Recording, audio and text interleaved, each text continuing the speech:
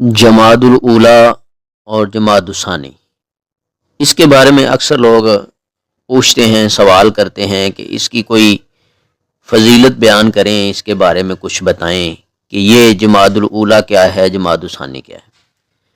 پیارے مسلمانوں، پیارے بہن بھائیوں، یہ عربی مہینوں میں 2 مہینے ہیں جن میں جمادی الاولیٰ پہلے آتا ہے، جمادی الثانی بعد میں آتا ہے۔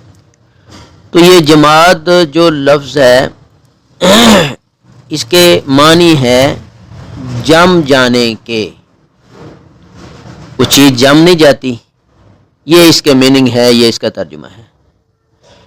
ان 2 مہینوں میں ٹھنڈ زیادہ پڑتی تھی، سردی زیادہ پڑتی تھی، اس لیے ان کو جماد کہتے ہیں۔ ان 2 مہینوں میں کوئی لمبی چوڑی فضیلت نہیں ہے جس کو بیان کیا جائے کہ یہ ہے، یہ ہے، یہ ہے۔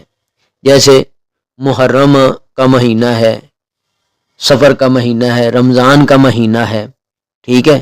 یہ اس طرح کے یہ 2 مہینے نہیں ہیں، اس میں کوئی لمبی چوڑی کو فضیلت نہیں ہے جس کو بیان کیا جائے، اور نہ ہی مسلمانوں میں کوئی بدعت مشہور ہے ان 2 مہینوں میں۔ جمادی الاولیٰ، جمادی الثانی، اس کے معنی ہیں جم جانے کے۔ ان 2 مہینوں میں ٹھنڈ زیادہ پڑتی تھی، اس لیے ان 2 مہینوں کا نام جماد رکھا گیا، جمادی الاولیٰ اور جمادی الثانی۔ اللہ تعالیٰ اس باریکی کو سمجھ کے عمل پیرا ہونے کی توفیق عطا فرمائے۔